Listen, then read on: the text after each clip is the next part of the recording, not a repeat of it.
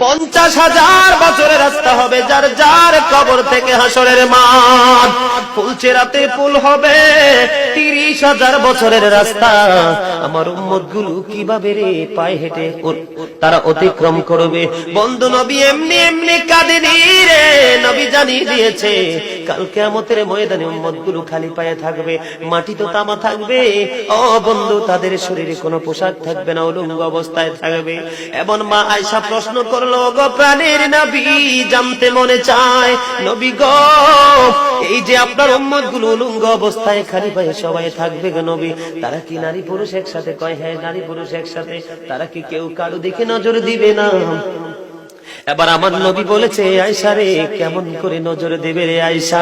বন্যার পানি যেমনি প্রবল বেগে বৃদ্ধি পেয়ে পৃথিবীর মানুষগুলোকে গ্রাস করে ফেলে, কাল কিয়ামতের দিন এই জাহান্নামের আগুন মানুষের দিকে বন্যার মতো প্রবল বেগে ছুটে এসে মানুষকে ঘিরে ফেলবে। এত ভয়ঙ্কর হবে রে আয়েশা কেরা, এত ভয়ঙ্কর হবে আশুরের দিন, এত ভয়ঙ্কর হবে সেই দিন। আর সেদিন এত বিপজ্জনক হবে, একটা পুরুষ আর একটা নারীর দিকে তাকাইবার মতো সুযোগ থাকবে না।